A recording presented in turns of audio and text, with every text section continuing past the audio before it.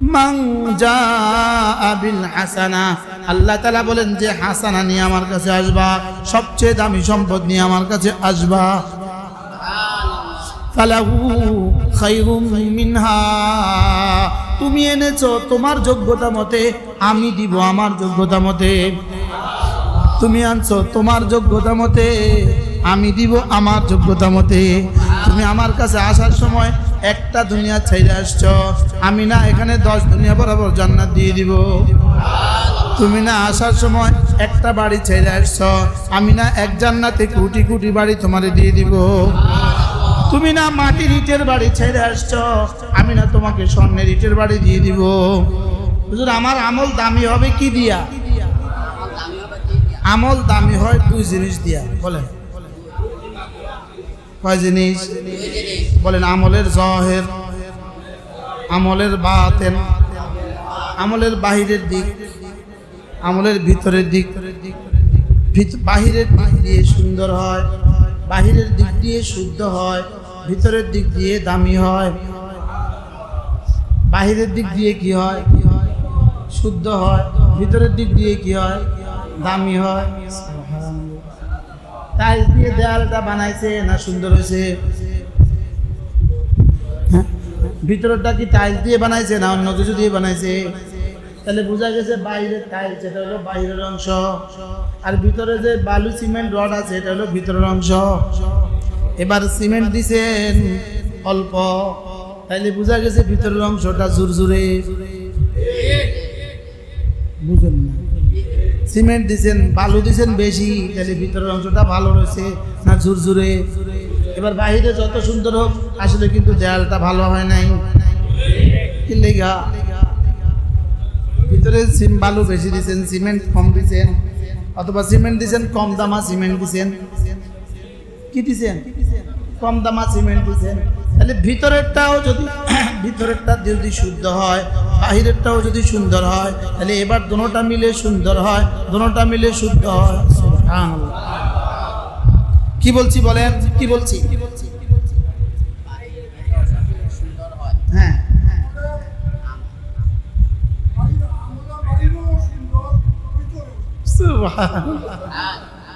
যেমন এই খাটটার এখানে বার্নিশ করা আছে, লেকিন কাঠটা যদি মাদার গাছের হয়, মাদার গাছের কাঠ হয়, বার্নিশ যদি বড় সুন্দর হয়, এটা আসলে এটা কি দামি না বেদামি? ভিতরে লোক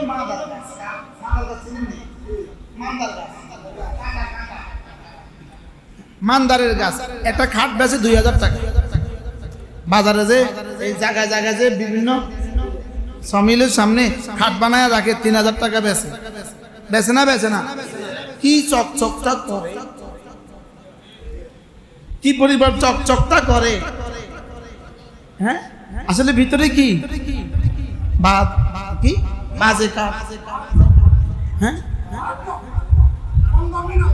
কম দামা লাকড়ি, বাদ লাকড়ি। কি লাকড়ি? কম দামা লাকড়ি। তাহলে কম দামা লাকড়ি ভিতরে বাইরে রং দিলে কি লাভ হইব? আর বেশ দামা লাকড়ি কিন্তু বাইরে রং নাই, তাহলে বেশি একটা ভাল লাগে না। বাস্তব না বাস্তব? তাইলে বোঝা গেছে ভিতরে সুন্দর করা লাগে, বাইরেও সুন্দর করা লাগে। ভিতরেও সুন্দর লাগবে, বাইরেও সুন্দর লাগবে। ভিতরেও সুন্দর লাগবে, বাইরেও সুন্দর লাগবে। কি বলছি বলেন? তাহলে নামাজের ভিতরে বাইরে, নামাজের বাহিরে, নামাজের যতগুলো রোকন আছে, যতগুলো শর্ত আছে, যতগুলো ওয়াজিব আছে, যতগুলো ফরজ আছে, যতগুলো সুন্নত আছে, এই সবগুলো নাই নামাজের বাহিরের আমল। আর দিলটাতে যা আছে এটা হলো ভিতরের আমল। সুবহানাল্লাহ। আমি কি বুঝাইতে পারছি? হ্যাঁ, তাহলে বলেন ভিতর বাহির, জাহের বাতেন, জাহের বাতেন, জাহের বাতেন। বাহিরের লেফাফা দুরুস্ত, লেফাফা দুরুস্ত, লেফাফা দুরুস্ত বুঝেন তো?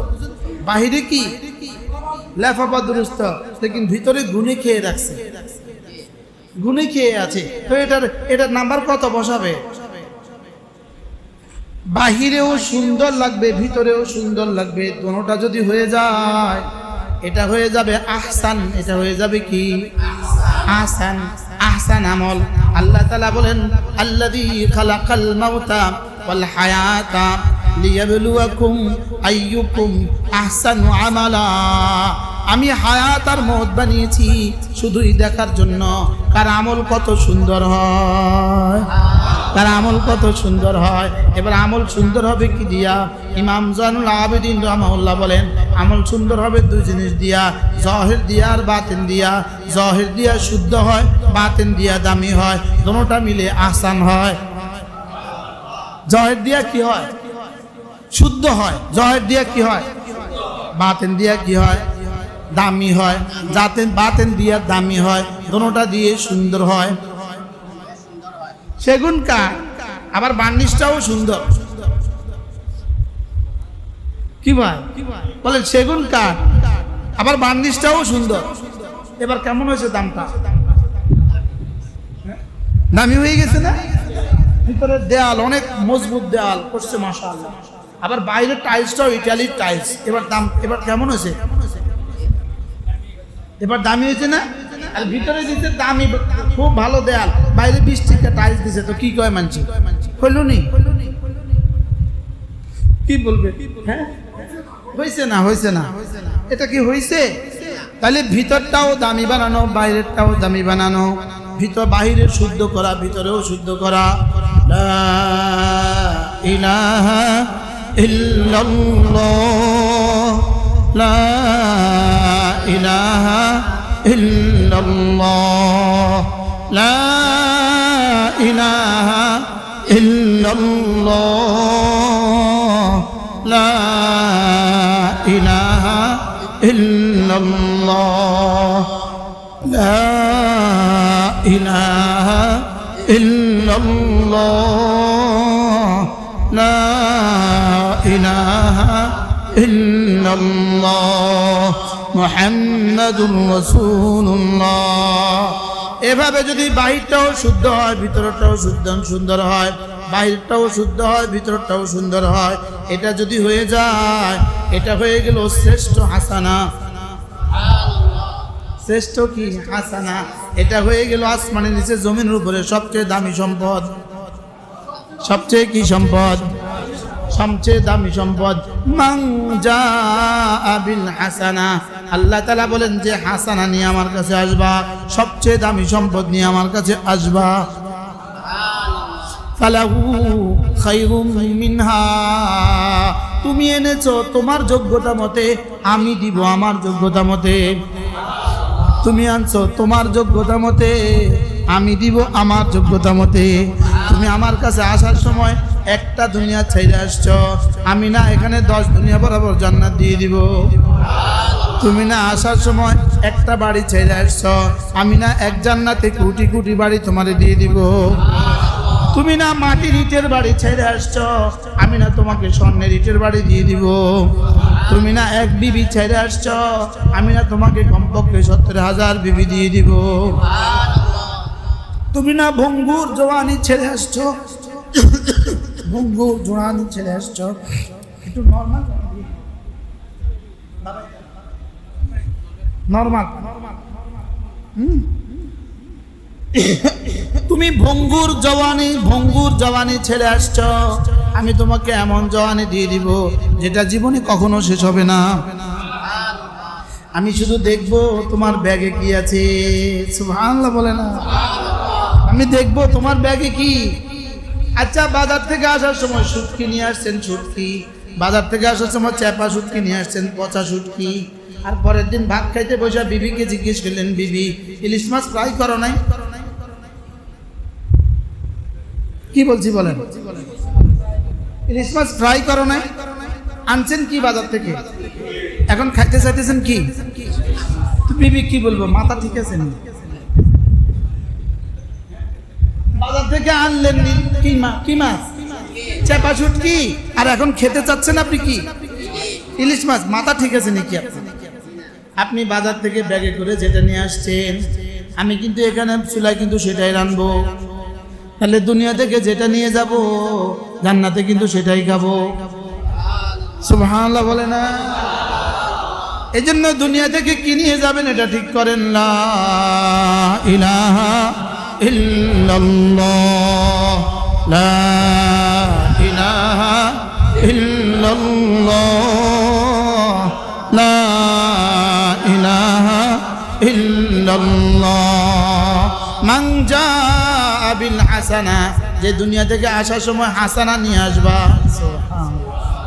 ফালাহু খায়রুম মিনহা তুমি নিয়ে আসছো তোমার যোগ্যতা মতে আমি দিব আমার যোগ্যতা মতে তুমি নিয়ে আসছো তোমার সামর্থ্য মতে আমি দিব আমার সামর্থ্য মতে তুমি নিয়ে আসছো একবার কালিমা আমি নিব 10টা দুনিয়া বরাবর জান্নাত যদি 100 বার কালিমা নিয়ে আসতে পারো জান্নাতটা কত বড় হবে 1000 বার কালিমা নিয়ে আসতে পারো জান্নাতটা কত বড় হবে এই জন্য সাহাবা জিজ্ঞেস করলেন ইয়া রাসূলুল্লাহ আমিনাল হাসানাত লা ইলাহা ইল্লাল্লাহ লা ইলাহা ইল্লাল্লাহ এটাও কি হাসানা আল্লাহর নবী বলেন কি যে বলো লা ইলাহা ইল্লাল্লাহ হলো পৃথিবীতে শ্রেষ্ঠ হাসানা পৃথিবীতে কি বলেন তো পৃথিবীতে সর্বোত্তম বাংলাদেশের জীবন আজকের জমিনের দুনিয়াতে সবচেয়ে দামি মুদ্রার নাম কি না দিনার সবচেয়ে দামি মুদ্রার নাম কি কুয়েতি মুদ্রার নাম কি দিনার কুয়েতি দিনার হলো সবচেয়ে দামি মুদ্রা যদি জিজ্ঞেস করেন দুনিয়াতে সবচেয়ে দামি মুদ্রার নাম কি উত্তর হলো কুয়েতি দিনার আর যদি জিজ্ঞেস করেন জান্নাতের সবচেয়ে দামি মুদ্রার নাম কি উত্তর হবে এবার জিজ্ঞেস করেন কুয়েতি দিনার সবচেয়ে দামি মুদ্রার বাংলাদেশি মুদ্রার মূল্য কত কুয়েতি দিনারের বাংলাদেশি মুদ্রার মূল্য হলো 300 টাকা আর লা ইলাহা ইল্লাল্লাহর বাংলাদেশি মুদ্রায় কত বাংলাদেশি মুদ্রায় লা ইলাহা ইল্লাল্লাহর দাম হলো 10 দুনিয়া বরাবর হুজুর কি দিয়ে তাবিল করবে বলে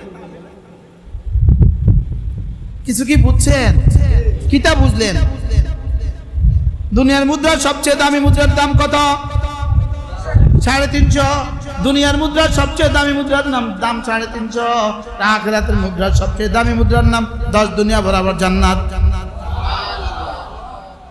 হ্যাঁ কি করা যায় পড়া যায় না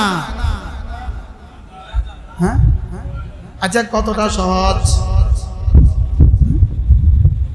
পৃথিবীতে একটা মাত্র বাক্য আছে যে বাক্য বলতে 2 ঠোঁট লাগে না ঠোঁট ছাড়া দুনিয়াতে আব্বা বলা যায় না 2 ঠোঁট ছাড়া দুনিয়াতে মা বলা যায় না 2 ঠোঁট ছাড়া দুনিয়াতে পানি বলা যায় না কোনো সেন্টেন্স তো বলা তো দূরের কথা ঠোঁট ছাড়া দুনিয়াতে একটা কালিমা একটা বাক্য বলা যায় না আর ঠোঁট ছাড়া পুরো কালিমাটা বলা যায় দেখেন লা ইলাহা ইল্লাল্লাহ লা ইলাহা ইল্লাল্লাহ ঠোঁট লাগছে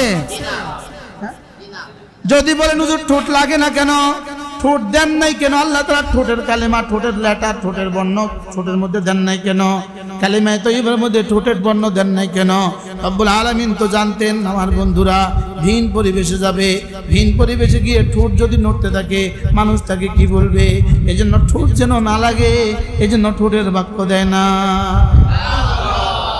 রব তো জানতেন আমার বন্ধুরা জীবনের বিজ্ঞানের উৎকর্ষতার সময়ে যদি মৌতের আগে এখানে যদি 5 লাগায়া দেয় এখানে যদি 5 লাগায়া দেয় নাকেও 5 লাগায়া দিছে এখানেও খানার 5 লাগায়া দিছে এখন তো ঠোঁট মিলাতে পারবে না আমার বন্ধু তো কালেমা তয়্যিবা ছাড়া কবরে চলে যাওয়া লাগবে এই জন্য আমার বন্ধুর এখানে আমি কালেমায় তয়্যিবা পড়তে ঠোঁটের কোনো বর্ণ লাগাই নাই কি দেখেন এটা যেমন 5 লা ইলাহা আমি ফোন করার সঙ্গে সঙ্গে যেমন ওখানে রিং বাজে কই এটা বাজে না সঙ্গে সঙ্গে ওখানে যেমন আর আমি যেমন ফোন করার সঙ্গে সঙ্গে ওখানে রিং বাজে আমি জিকির করার সঙ্গে সঙ্গে রব্বে কারীম আরশ আজিমে আমার রিং বাজে সঙ্গে সঙ্গে রিং বাজে আমার নাম ধরে আওয়াজ তোলে তোমার নাম কি তোমার নাম কি আলাউদ্দিন আলাউদ্দিন আলাউদ্দিন আলাউদ্দিন আচ্ছা যদি জীবনে একবার শুনতাম তাহলে কয়বার ডাকতাম যদি জীবনে একবার দেখতাম তাহলে কয়বার ডাকতাম যদি শুনে ফেলতাম, দেখে ফেলতাম, তাইলে আর ঈমান বিল মুশাহাদা হতো না, তাইলে আর কোনো নেকি লিখতো না। ফেরেশতা দেখে আর শুনে করে, এজন্য নেকি লেখে না। আমরা দেখি না, শুনি না, শুধু বিশ্বাস করি, এজন্য নেকি লেখে। তাহলে আমার যে শুনান না আর দেখতে দেন না, এটাও আল্লাহ পাকের ইহসান।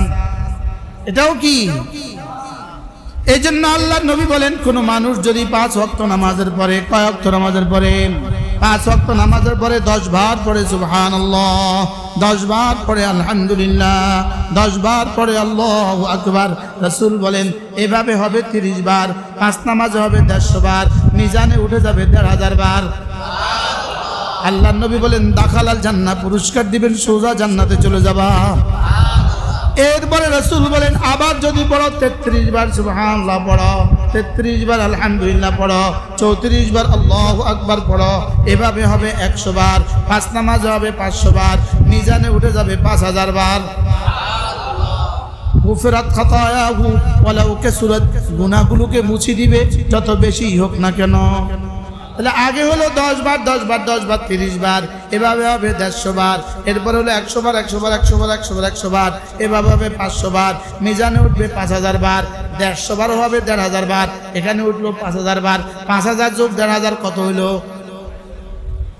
6500 বার। ঘুমাবার সময় 100 বার, এভাবে হবে 1000 বার। এবার 6500 যোগ 1000 সমান কত হইলো? $7500 যদি প্রতিদিন কারণ ইনকাম হয়, তার জীবনটা কেমন? 7500 দিনার যদি প্রতিদিন কারোর ইনকাম হয়, তার জীবনটা কেমন? এবার 7500 তাসবিহ যদি প্রতিদিন কারোর জমা হয়, তার জান্নাতটা কেমন?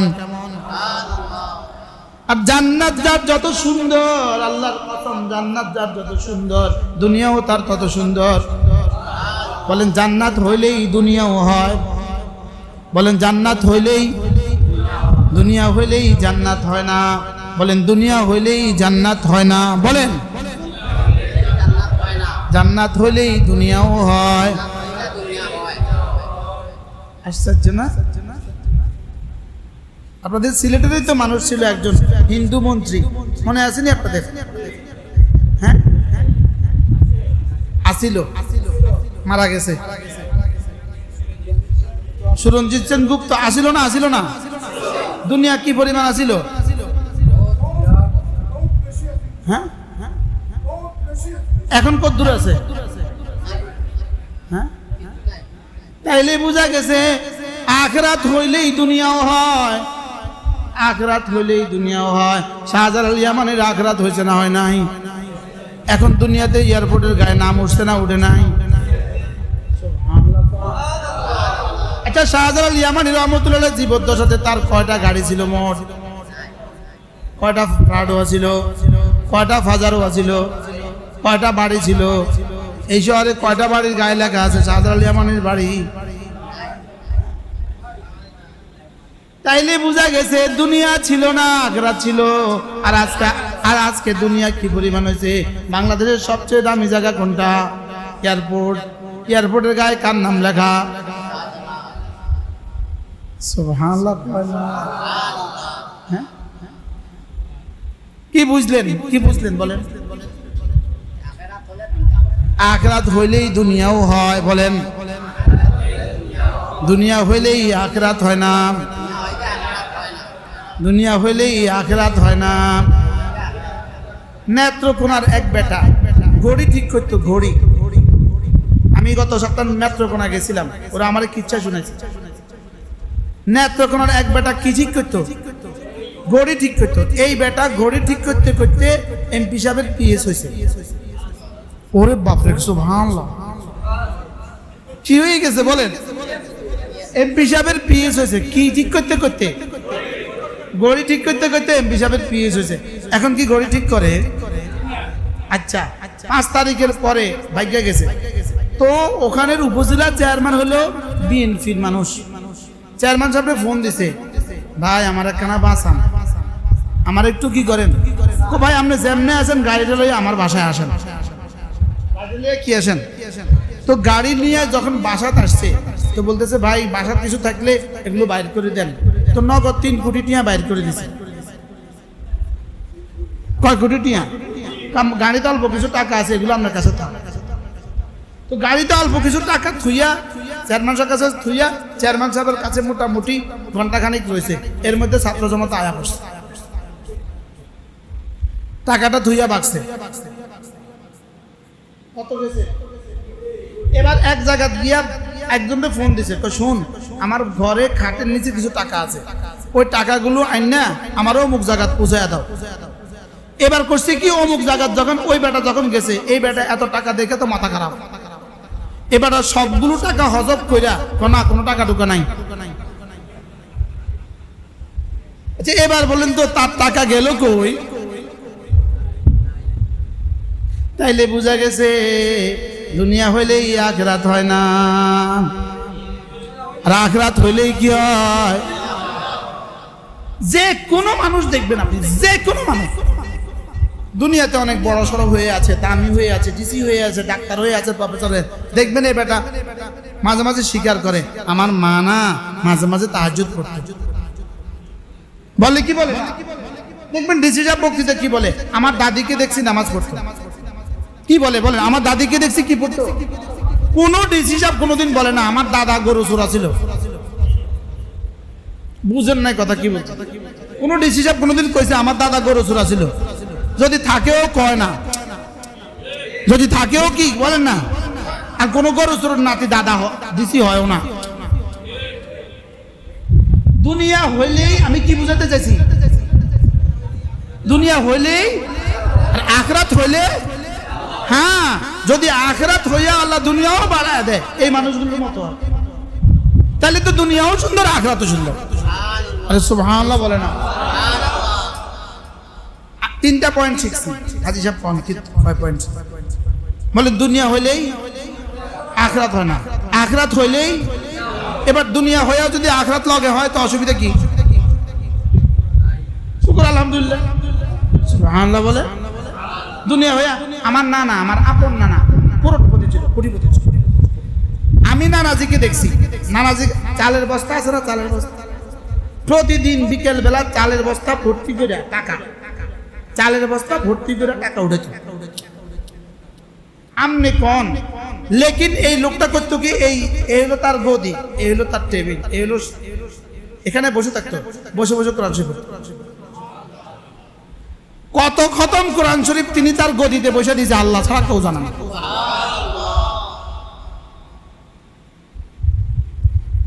কর্মচারীরা মাল বাইর করতেছে, ভ্যান গাড়িতে মাল উঠতেছে, ট্রাকে মাল উঠতেছে, আইতেছে যাইতেছে, মেমো করতেছে, কেশিয়াররা মেমো করতেছে, কেশিয়াররা মেমো করে টাকা দিতে এভাবে, টাকা দিতে উনি টাকা লইতে এভাবে, কোরআন শরীফের দিকে টাকা লইতো।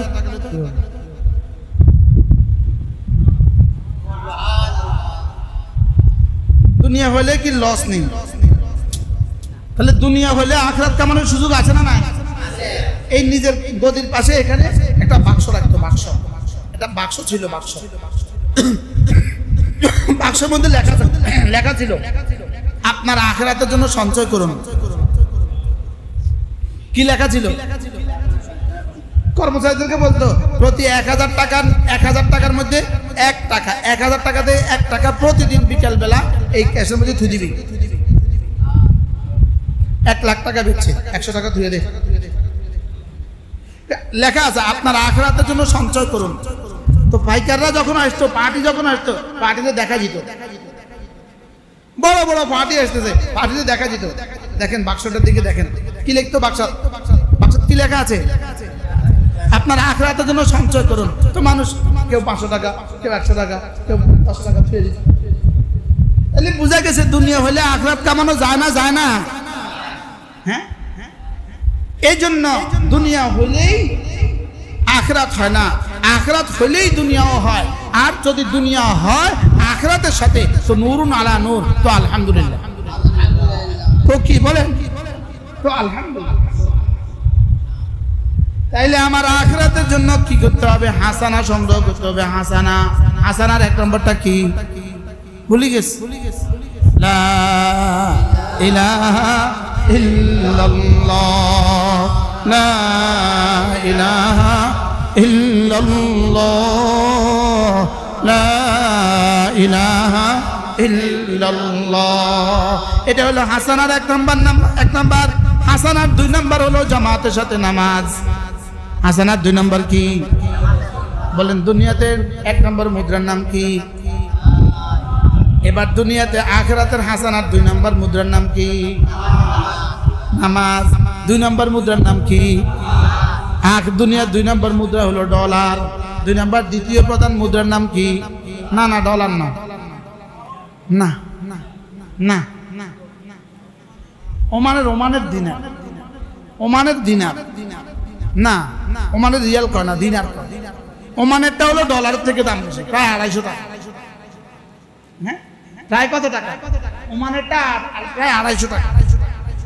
তাহলে আখিরাতে 2 নাম্বার ডলারের নাম কি? 2 নাম্বার কারেন্সির নাম কি? জামাতে নামাজ। বলেন কি? আবার বলেন জামাতে নামাজ। যার ইমানটা ঠিক জামাতে নামাজ ঠিক, যার ইমান ঠিক জামাতে নামাজ ঠিক। আল্লাহর কসম খায়া বলা যায় নিশ্চিত বিনা হিসাবে জান্নাতি। সহজ করে দিচ্ছি। জামাতে নামাজ পড়বো তো? আপনি বলবেন যে এভাবে কসম খায়া কেন বললেন? জামাতের সাথে নামাজ পড়ে তো আবার গুনাহ করতে পারে। জামাতের সাথে যে নিয়মিত 40 বছর নামাজ পড়ে সে আবার গুনাহ করে কেমনে? সে আবার গুনাহ করে কেমনে? বুঝেন না? ইন্নাস সালাতা তানহা আনিল ফাহশাই ওয়াল মুনকার ওয়া লাযিকরুল্লাহি আকবার। নামাজের প্রথম পুরস্কার হলো নামাজ তোমাকে গুনাহ থেকে ফেরায়। নামাজ তোমাকে কি করে? এইটা কিন্তু 2টা তরজমা আছে, 2টা তরজমা আজগবি 2টা তরজমা আছে। 1 নাম্বার তরজমা নামাজ পেছনের গুনাহগুলোকে ক্রস করে দেয়।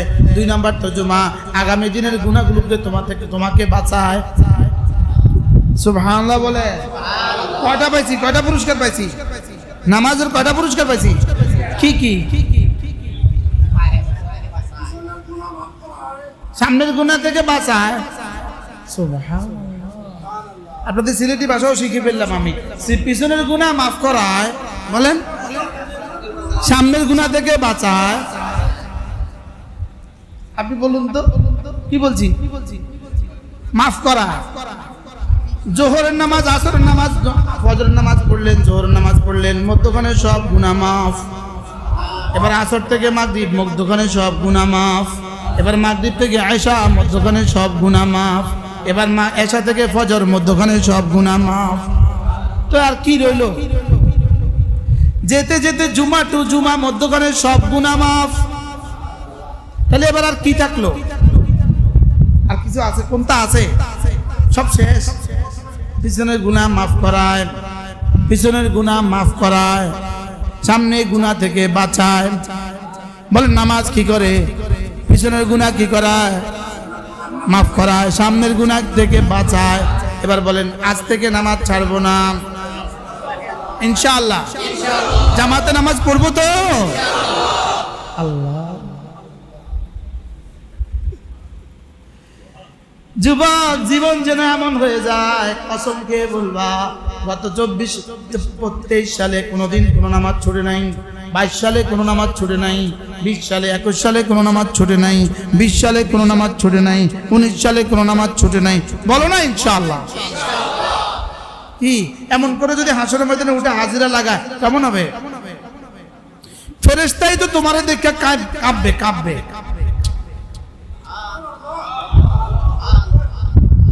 কি তার হাসানা কেমন হবে? মান জাআ বিল হাসানা, যে নেকি নিয়ে আসবা হাসরের ময়দানে, হাসানা নিয়ে আসবা। কালিমাটাও পড়ছো ডেলি 100 বার, 200 বার, 300 বার, আবার জামাতেও নামাজ পড়ছো। এবার বন্ধু বলো তো তোমার হাসানাটা কেমন হলো? কি পরিমাণ নূরুন আলা নূর। পড়বো তো জামাতে নামাজ? জোয়ানরা বলো, জোয়ানরা। এই 20-এর নিচে যারা আছো তোমরা বলো, 30-এর নিচে যারা আছেন আপনারা বলেন পড়বো তো?